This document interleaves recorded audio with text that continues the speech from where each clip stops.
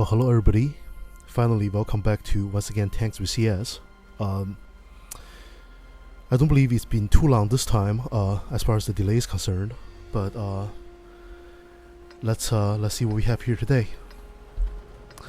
So today's topic, as far as the video is concerned, essentially deals with a bunch fairly interesting and somewhat decent gameplay involving German tanks in the game.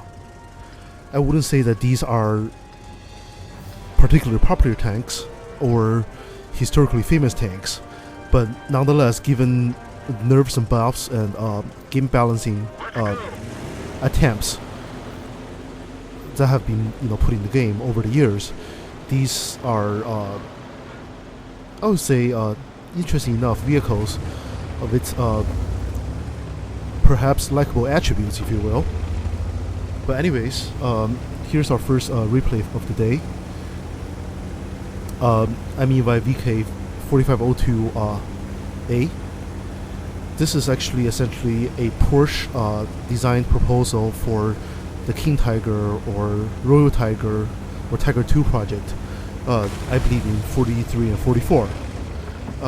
Obviously, the Porsche company, under the direction Ferdinand Porsche, was also involved in the Tiger 1 project, which essentially produced the Tiger P in the game, and also the chassis to the Ferdinand/Elephant tank destroyer, which famously used a somewhat unreliable but nonetheless advanced, I believe, gas-electric powertrain, or as I suspect, in certain variants, essentially diesel-electric powertrain in the game. So how does it work?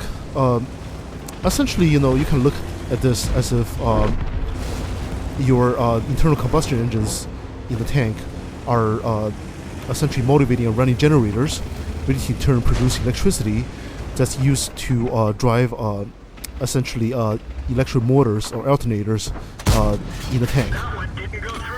So it sounds kind of complex and unnecessary and perhaps unreliable, which to a certain degree, as far as the reliability issue is concerned, it's very much true.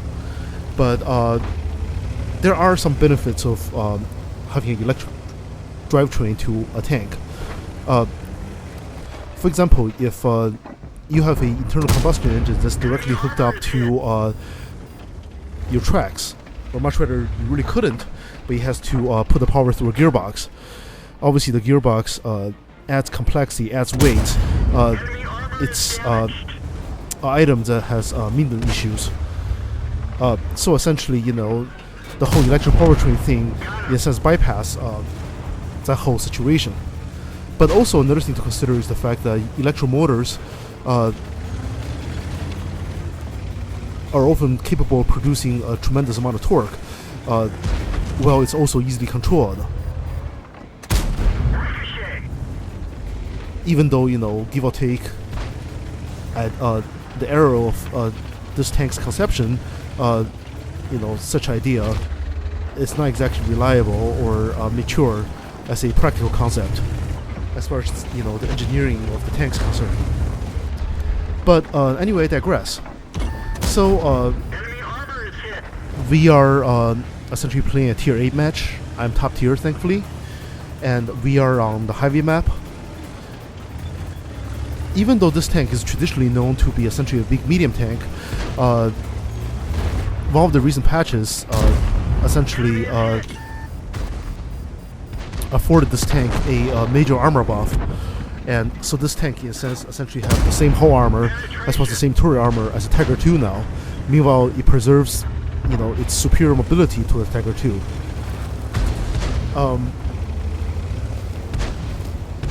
So essentially, you have a somewhat weak lower plate that can often be penetrated by tier 6s, unfortunately.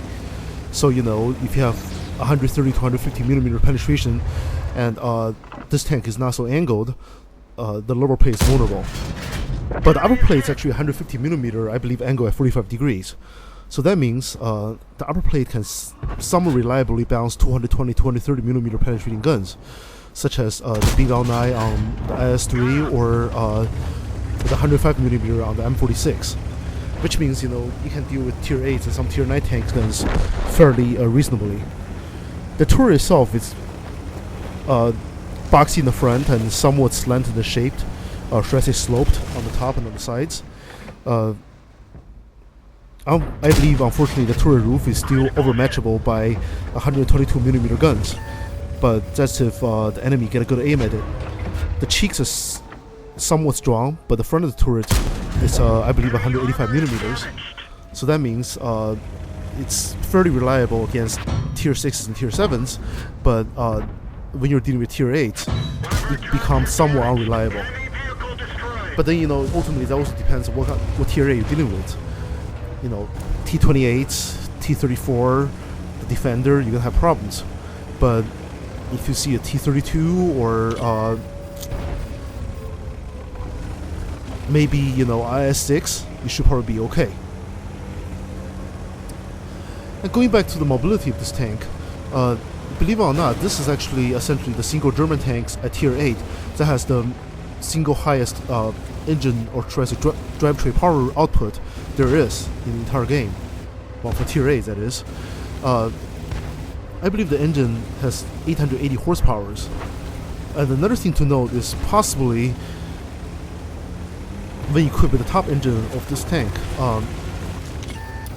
the fire chance of the tank decreases from 20% down to either 15 or 12%. I believe that's essentially a way to indicate the fact that the engine runs on diesel fuel, which, as a parameter in game, it's ultimately accurate because, diesel power engines are less likely to burst into flames when hit. Because, diesel is a more inert and stable fuel versus, gasoline, which essentially vaporizes into gas very easily, and it's very reactive to open flame, so to speak, or sparks. So in other words, in the beginning of the game, I choose to play this tank as if it's a heavy tank because ultimately it has pretty decent armor. Playstyle-wise, you can almost see this thing as a German IS-3. That's ultimately about as durable. It's a bit of an easier target because it's bigger. It's a little more agile, but in a straight line, it's about as fast. If this is not limited by its 35 kilometer per hour speed limit, you can almost argue that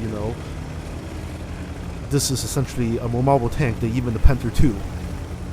I mean, the Panther II is clumsy and slow to accelerate, but if you hit good pavement, if you're going in a straight line or if you're going downhill, you can go over 50 kilometers per hour.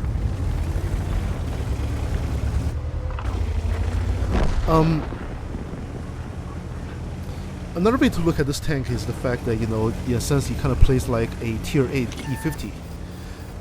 It doesn't have the best camo. It's somewhat of a big target. It's moderately agile if you judge it as a medium, but it's pretty agile for heavy. In a sense, it's a heavy-medium hybrid.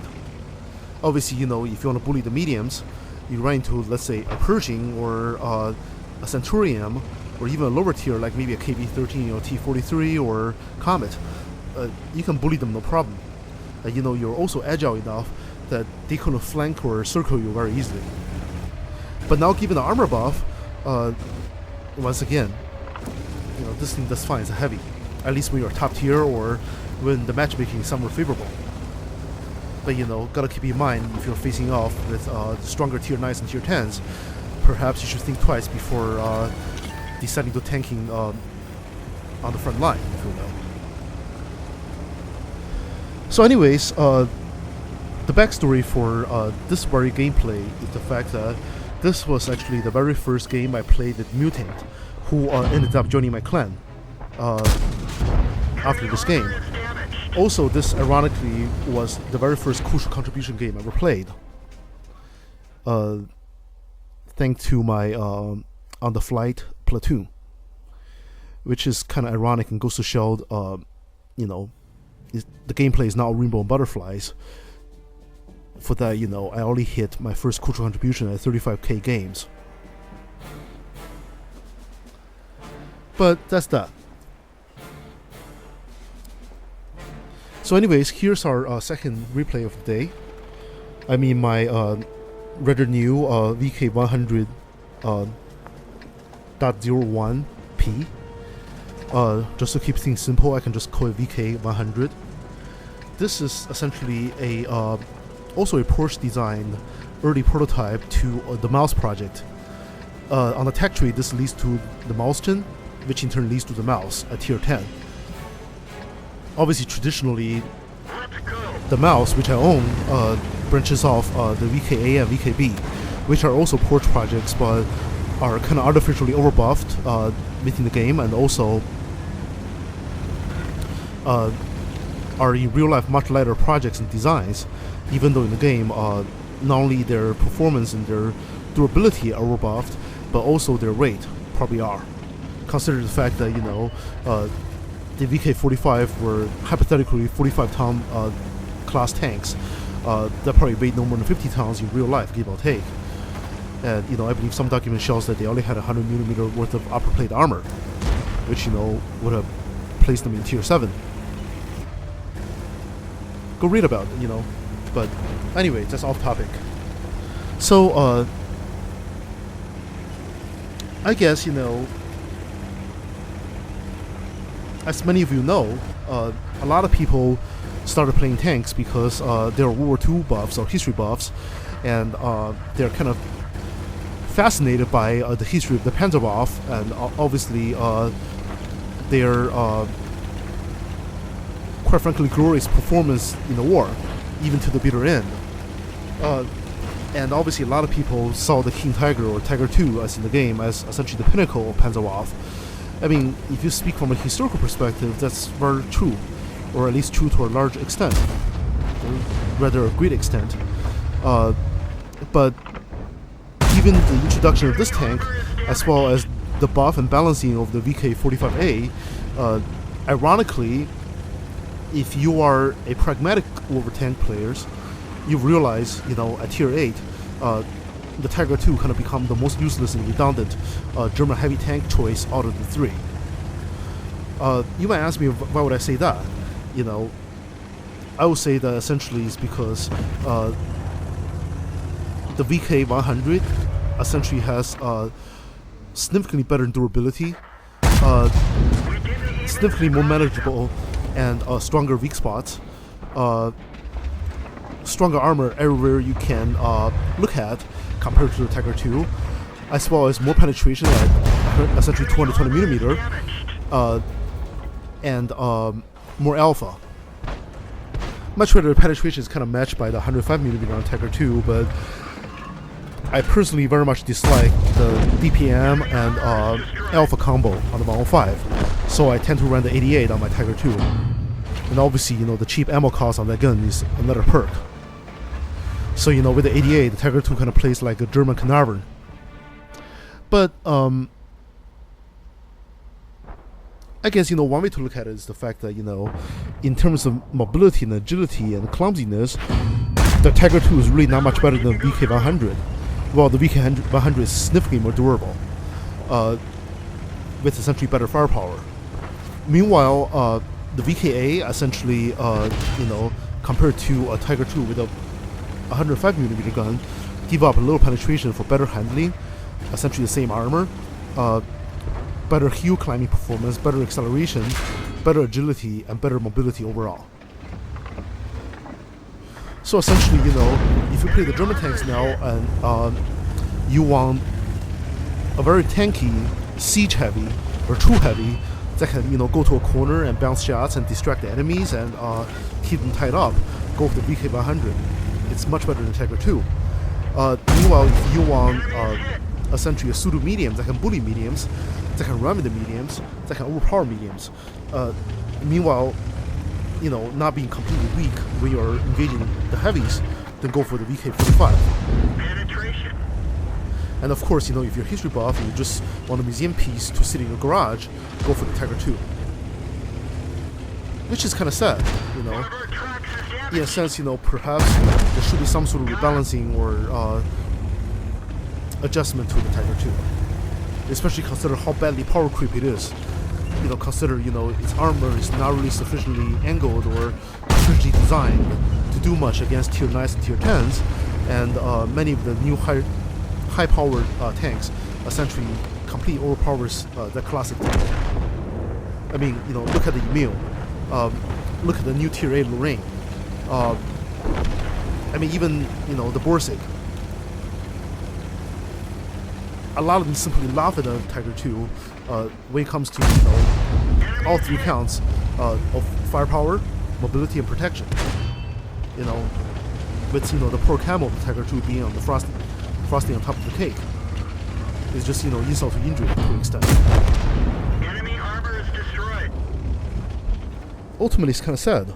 I mean, because if you look back in history, essentially years ago I started my clan in association with Jason25, who is essentially no longer an active player in the player base due to the fact that he graduated high school and ended up joining the Marines. Anyways, essentially, one reason, we got together and played and, had a good thing going with the clan and everything is because, his grandfather was a commander in the Panzerwaffe who commanded a King Tiger, which is obviously, quite a legendary thing, especially considering, that's his family member. So, so much for the game, I guess.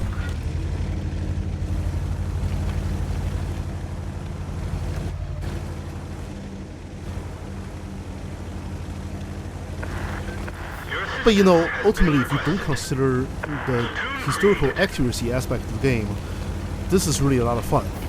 To be honest, if the Germans had simply introduced the VK100P as the Mammut versus the mouse mouth, perhaps at an earlier point in the war, as in 42 or 43, much rather than 44 or 45, produced these in a somewhat reasonable number, perhaps such a quote military technological advance could have made a bigger difference in the war in favor of the German Reich. Because obviously, the mouse ended up being nothing more than a free kids trophy of war that ended up getting told to Kubinka and tested on by the Russians. But I mean, hindsight's 2020 history, and I suppose the Führer was, somewhat of a lunatic, given the way he is, plus the fact that he got gassed in the war, and guy kind of had a hard life. So as with your typical emo kid, he wanted to get back in society. What else is new? Not exactly politically correct, but you know what it is. And so here comes essentially the third replay in this video, which brings us to essentially a subplot to the video, as in essentially myself casually trying to chase a higher mastery mark, if not an ace tanker on the mouse, which has been a bit of an interesting experience as well as a frustrating experience, if you will. So here's the thing. I essentially have owned the mouse since before it was buffed, and obviously since before the mouse was placed on the mouse chin and Mammut or VK100 part of the tax tree.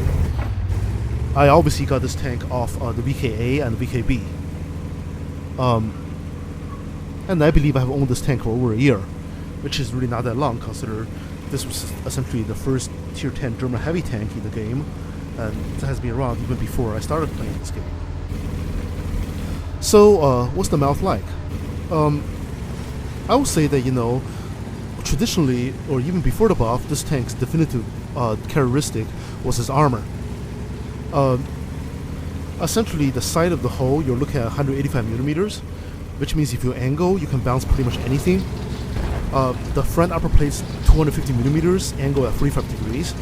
That means the front upper plate is essentially invulnerable to anything other than maybe some gold rounds from tier 10 tank destroyers. The turret front, after the buff, it's 160 millimeters versus the 140 millimeters before the buff. I believe this is a bit of a give or take measurement. Consider, this tank only exists as a blueprint and also a prototype in the real world, so such parameters, is a bit of a give or take thing that can be, I guess, manipulated for the sake of game balance. But I'll put it this way: because the round and curved shape of the turret front, traditionally, anybody who's a good shot has no problem essentially aiming at the front of the turret, or should I say a patch of it that essentially negates the angling of the armor. Which means, if the mouse has to shoot at you, he essentially negates his own armor, and if you aim well, you essentially negates his armor also. And consider, most tier 10 guns, silver ammo, as in, non-gold ammo, essentially have give or take 250mm plus penetration. Traditionally, the mouse can be consistently panned to the front of the turret. Enemy is hit. But now, given the fact that it's been buffed by 20mm, being panned to the front of the turret kind of become We're immobilized. maybe more of a 50-50 proposition, which really helped this tanks a lot. Another thing about this recent buff was the fact that essentially the lower sight hole of the mouse at one point only had 80mm of armor behind the tracks and also the skirt, but now I believe that's been buffed. To how much, I haven't really quite kept the track on it, but let's just say that traditionally you can essentially be tracked and shot through the drive wheel and panned for HP loss, but right now you ought to be tracked. So that's a huge deal. It's quite a difference too. So right now, unfortunately, I'm essentially forced to tank the corner by myself. Penetration. The enemy have a, or should I say, had a T-57, as well as two VK-100P. And as you can see, after not being able to penetrate me consistently, the VKP decided to load his gold heat ammo, which then in turn ended up tracking me, and I believe all evolved and penned. The rest of them either get eaten by tracks or bounced. Critical hit. But ultimately, the T-57 remains a very potent enemy because the T-57 has essentially ridiculous DPM and burst firepower. Enemy armor is destroyed. Because I believe he only has a 20-second or so reload, and he has a 4-round autoloader clip that does 400 alpha per shot, and has definitely sufficient penetration, especially with the gold ammo, to deal with tier 10s, unfortunately. Enemy is hit. We've lost some ammo, but at least it didn't So right explode. now, here's another thing to note. Even when the mouse is flanked, sometimes if you manage to give your armor a moderate degree of angling, you can still bounce no problem. For example, a lot of people mistakenly believe the mouse is very much like the E100 in terms of turret side armor. But actually the mouse's turret side armor is significantly better than the E100s at 210mm, which means, even if you angle it only moderately, it can bounce essentially tier 10 guns fairly consistently. And this VK100 is ultimately not exactly stupid, because he knows essentially to get through me, he essentially has no chance to do anything from the front. Especially considering the fact that I have been consistently bouncing 320 alpha shells, which goes to show that the enemy VK is actually armed Drive on. with his stock gun, which is a short-barreled 105mm that has 200mm flat of penetration. So he's trying to get to the side of me or to behind me, but ultimately, because these two tanks are essentially the same design concept and principle, neither one of them is really agile enough to flank very easily. Enemy armor is destroyed.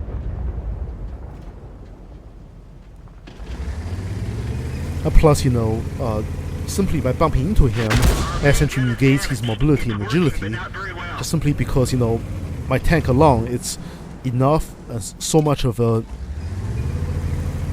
roadblock already to begin with.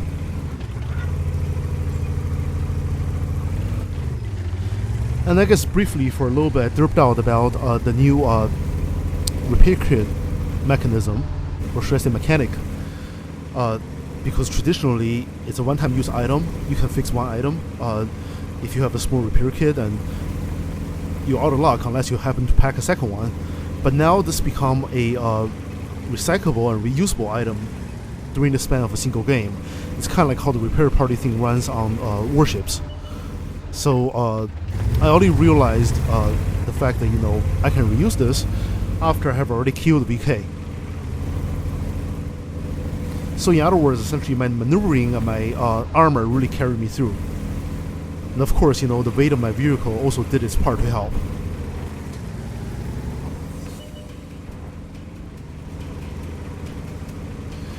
So this thing's a fortress, it's a meat shield. And there's nothing to be ashamed of.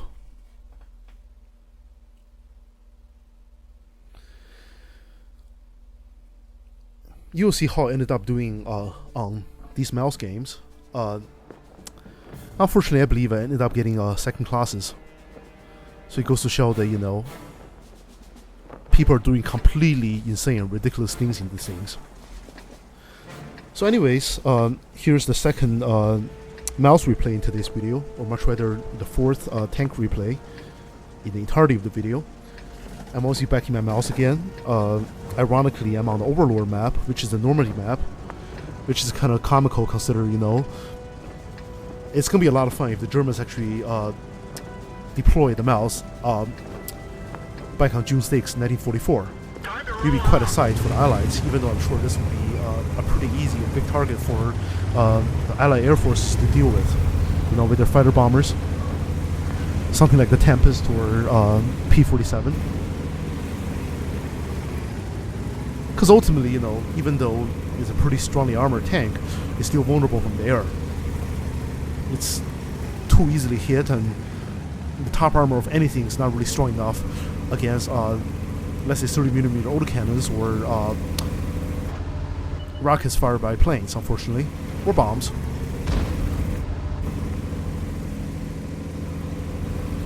So, right now I'm deciding to go towards essentially the eastern corridor of the map.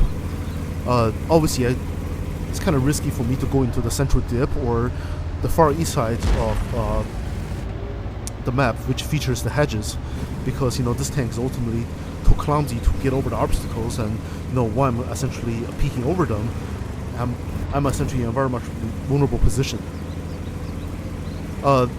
Meanwhile, if I go to the middle of the map, sure, that's a classic brawling spot for heavies.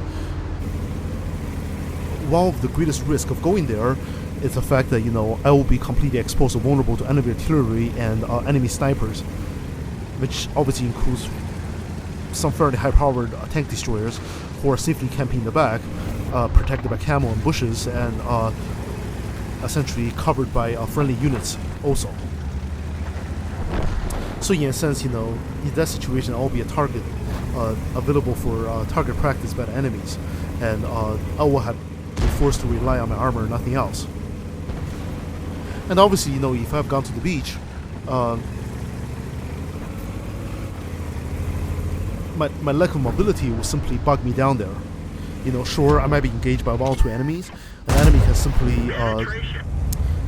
maybe do a fighting retreat, maybe essentially try to brawl with their agility, maybe try to drag me around a little bit, or I'll try to maneuver my tank and engage them. That's gonna ultimately waste a lot of time, and in the meantime, my team would have been 1 minute kill short up here, and seriously short on DPM and HP pool. That wouldn't be a situation I want to take. Or should I say, I would prefer to run into.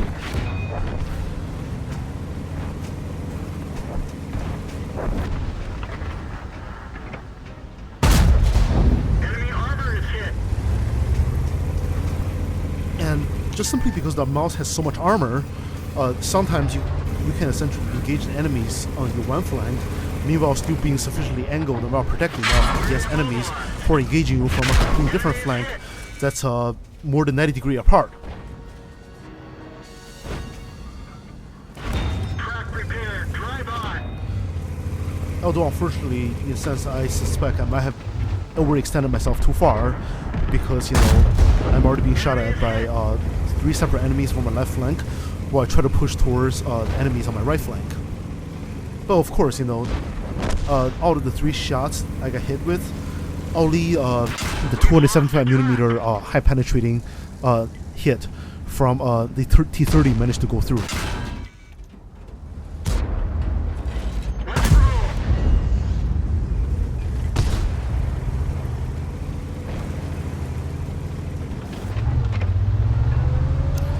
And another thing to note is the fact that this gameplay came from before the artillery nerf, but it's still fairly recent.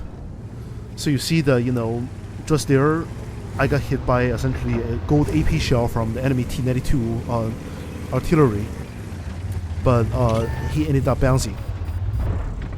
So you're looking at a 240mm armor piercing shell with ridiculous amount of alpha, simply being brushed off by my awesome armor. If anything, that really goes to show how great the armor of this tank is. And then, as you can see right there, over 300mm penetration heat round from the enemy STI also bounces. And the enemy artillery misses. And the enemy heavy also misses. So, even though your armor is good, it doesn't mean that you should just simply forego maneuvering. Sure, you're not very light on your feet, but you gotta consider how durable your armor is, and ultimately your agility is pretty good given this degree of protection. And more importantly, positioning and angling your armor essentially very much maximizes the usability of your armor.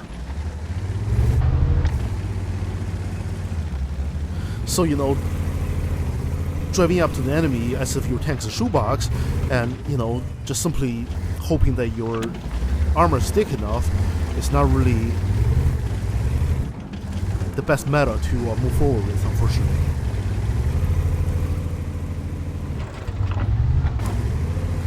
Obviously, another reason to move is to throw off the aim of enemy artilleries, because obviously they got pretty long aim time, they got pretty bad bloom. And sometimes, if they have to move the whole of their artillery, their aim get thrown off even further.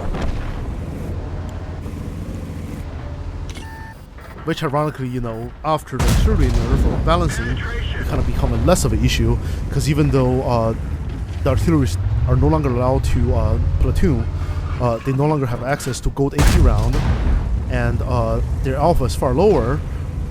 Unfortunately, the current iteration of artillery's mechanics essentially afford them better handling and less bloom and better accuracy, which, given the new stun mechanic, really breaks the game. But I digress. That's a different topic for another day, I guess.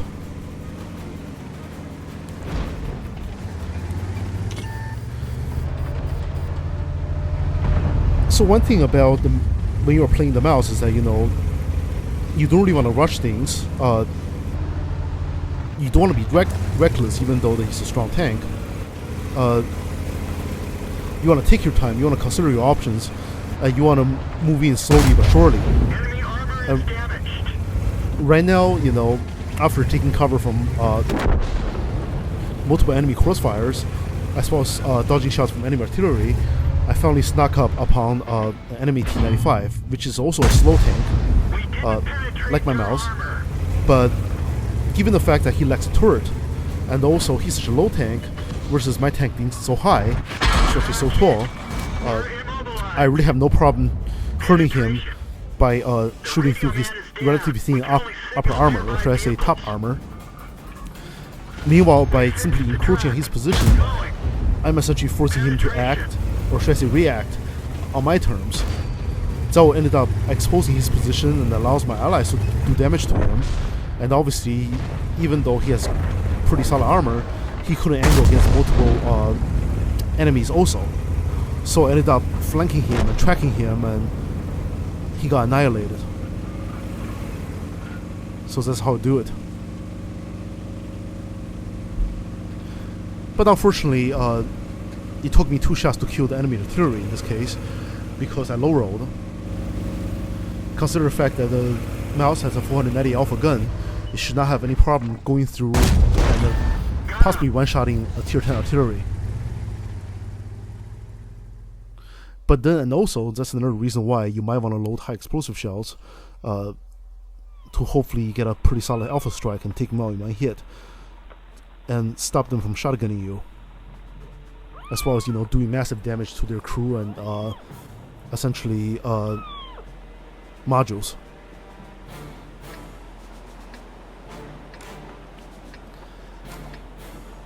Which obviously will, you know, render the situation much safer for you. And so now we are at essentially the 3rd mouse replay, or the 5th replay in today's video. We are on Ruinberg, or should I say Winterberg, or Winter Ruinberg.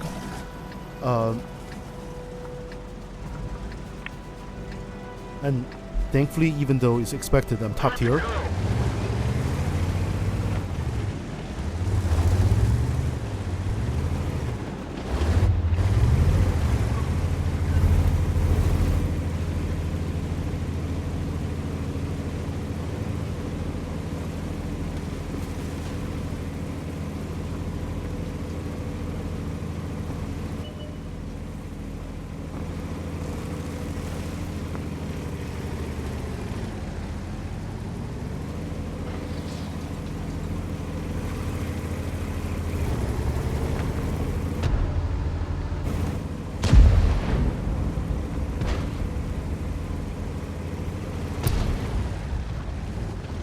and obviously I moved my tank into the city just simply to make the most out of hard covers in the city, as well as to prevent myself from being sniped by enemy tank destroyers and also artillery, which obviously, you know, will have a much better chance at hitting me if I'm out in the open.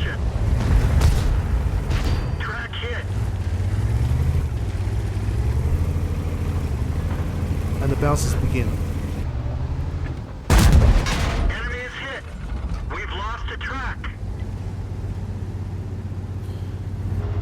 The enemy scored a empty using their clip on me, and all he did was tracking me. Enemy armor is damaged. And then the enemy T-Vanta E5 tried to hit me from the left flank, but ended up bouncing also, even though he's not shooting gold, thankfully. Penetration. Another thing that's not to be ignored ever since the recent buff to the mouse is the fact that the mouse now has pretty spectacular DPM. Rather than the 12 plus second reload for 490 alpha, the mouse now essentially has a 10-second flag reload for 490 alpha. Even though its penetration is still 246, which is mediocre for a tier 10 heavy, it's obviously very much serviceable. I mean, sure, it's not a E50, it's not an E5 or 215, but, you know, it definitely suffices. Because give or take, you know, with RNG in consideration, your penetration can easily high roll and be very much like how the enemy's tier 10's penetration is like. But another thing to consider is the fact that essentially the platform of the mouse has its own unique benefits, you know, giving its firepower. For example, as I mentioned in the last game, you can shoot down upon shorter enemy tanks very easily. Meanwhile, your rear mounted turret allows you to side screw very easily. You know, as I said, 155mm worth of, you know, side hull armor, 210mm worth of turret side armor, and 260mm turret front armor, along with 250mm frontal hull armor. You know, with all those numbers in consideration, if you angle this thing, it's just very powerful. We've lost the track. And of course, a lot of people will say that if you're angling the That tank, one didn't go through. Get going. you are essentially causing bloom to your gun. Obviously, you want to angle your hull, you want to angle your turret, so essentially alternating between trying to protect yourself and position your tank for durability, and then aiming at an enemy and shooting them, you might have to rotate the turret and move your gun. But to an extent before the buff and to a very large extent after the buff, the mouse essentially have spectacular weapons handling now. So it shoots well while you're moving. It doesn't take very long to aim, Enemy armor is hit. and it's very strong when you're snapshotting also.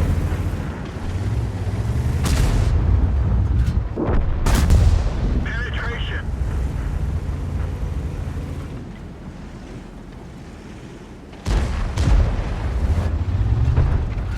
So as you can see in this situation, the enemies are essentially engaging my team friendly, and obviously engaging my tank friendly, and essentially peekabooing and trying to alpha us, rather than all DPM us, or trying to flank us. This is essentially the one thing to not do if you want to engage a mouse. Because the mouse will pan you, well, you're going to bounce off the mouse, and the mouse to a large extent will probably alpha you, well, you roll lower, or you just don't pan at all.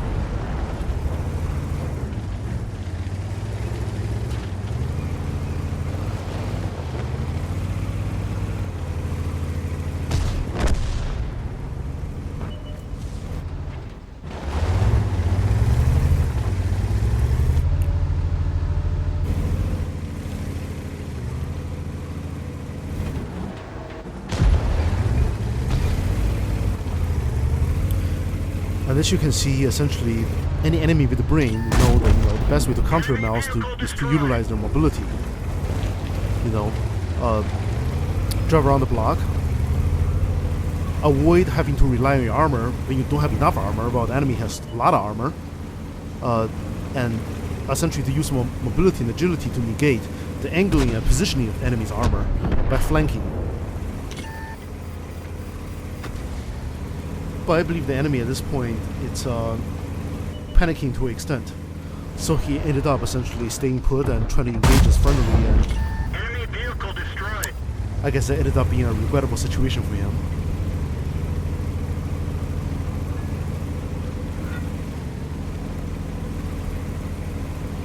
And at this point, essentially, we have won the city side of the map, while the enemy, in a sense, still has a bit of a stranglehold on the field. This is really a tricky situation in the sense that if I do go to field, they will spot me fairly easily, but the enemies can usually utilize their mobility and their agility and also their camo. But I guess they either gave up or panicked. So perhaps that's what happens with T-49, who's standing still like a zombie. Or perhaps like a dead zombie. You know how that goes.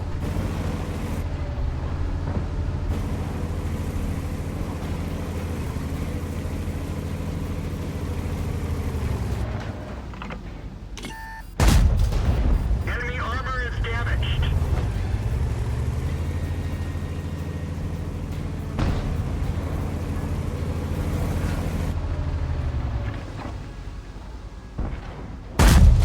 We didn't even scratch them. So at this point, I'm still pushing for, my game to be quote good enough.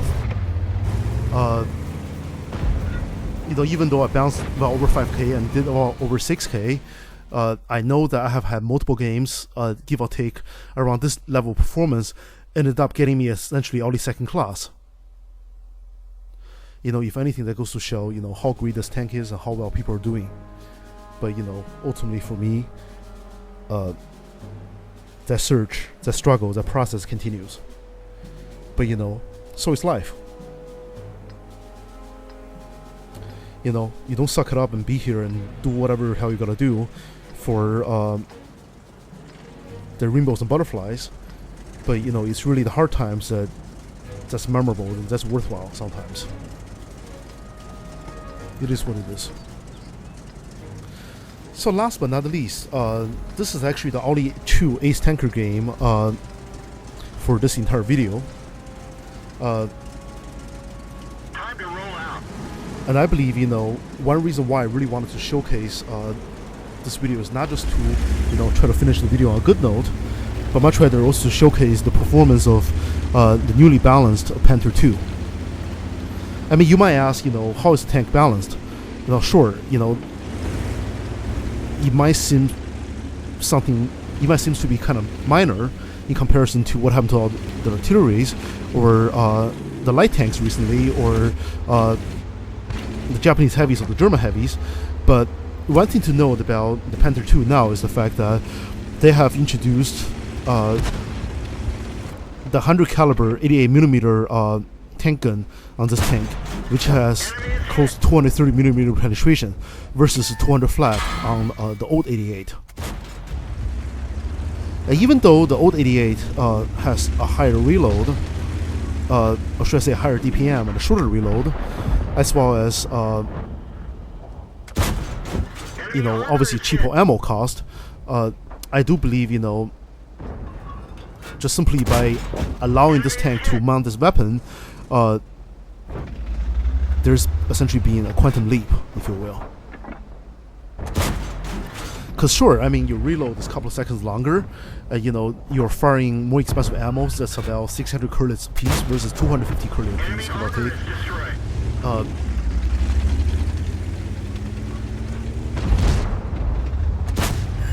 Enemy armor is hit. We've lost a track. You are essentially getting much, much better performance. Let's go.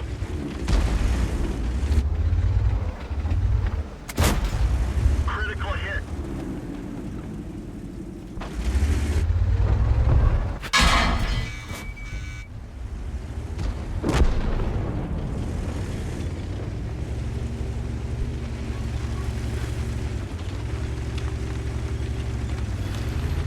Another thing to note about the Panther 2 is the fact that, a lot of people tend to say that, it's not what you want, as a medium, because, its mobility is kind of clumsy. Agility-wise, it kind of falls short. It's slow to turn, slow to accelerate. It's a bit of a big target. The camo is not great. Sure, it has more than average armor, but it's still easily hit. But obviously, in terms of armor, it's kind of out-armored by the heavies. And in terms of firepower, you can largely argue that it's kind of also overpowered by the heavies just as well. But, I will say that, if you do not get into a brawl, but essentially keep the enemies at an arm's length, the armor is very, very much usable. Because, when you side creep, your sight can inconsistently bounce even ISU 152s or 704s sometimes. If you engage the enemy frontally, you have to rely on upper plate. The upper plate is very much usable against tier 6 and tier 7 guns, and even some stock tier 8s. And the mid mount turret position essentially allows you to side creep very well. Obviously, if you deal with a front mount tank, let's say the T-43 or the IS-6, you can peekaboo much better, but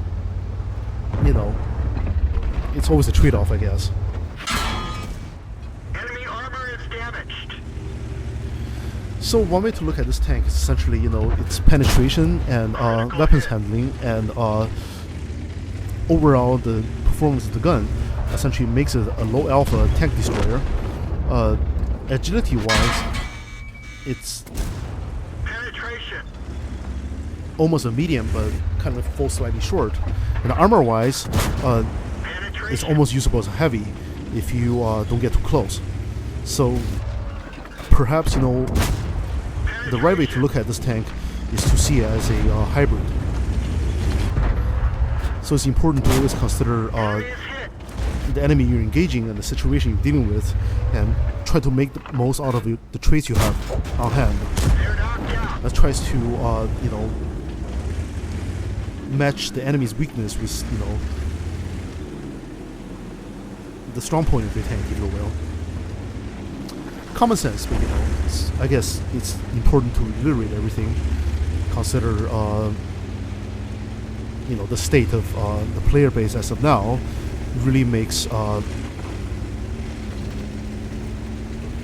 intelligent gameplay a very much questionable and debatable proposition, unfortunately.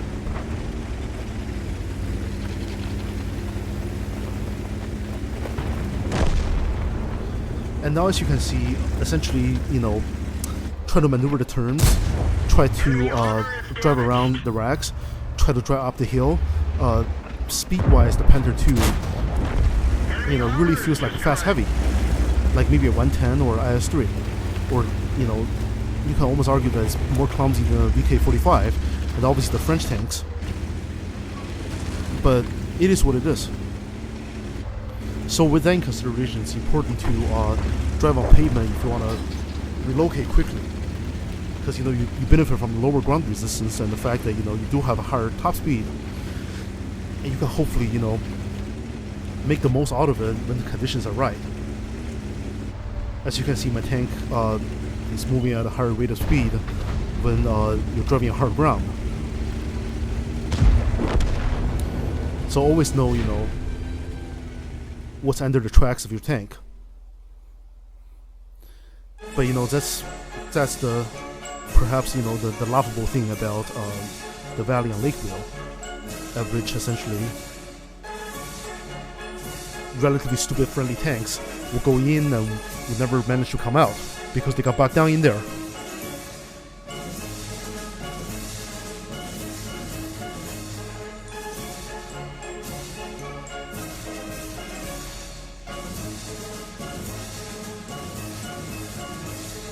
So anyways, special bonus points for anybody who knows the soundtrack. Leave in the comments if you feel like it. It's very German because I kind of want to do this video as an homage to Jason25 as well as my clan. Because, over the years you kind of become a very different thing, but it's good to keep an eye on the historical reenactment and nostalgia aspect of things, if you will. But anyways, so the first VK45 game ended up being my first crucial contribution game. Only first class, unfortunately. The VK100 game ended up being first class also. If anything, I think this should give you a good idea about what kind of performance will get you, what kind of recognition in these tanks. It's always a good piece of resource for your reference, I guess. And as with the first mouse game, I essentially did 5.2k, bounced the utter shit amount,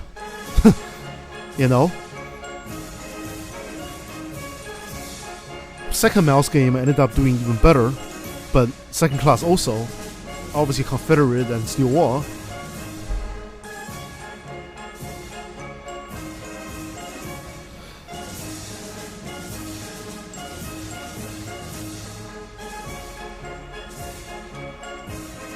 It's just nowadays the damage number on the mouse as well as the damage bounce number on the mouse is just astronomical. As with the third mouse game, I have a Steel Wall, High Caliber, as well as the Confederate. Ended up doing 6.4k, even though ironically I only scored second place in the whole team. Obviously, the Ferdinand being bottom tier, gets an XP bonus for doing well.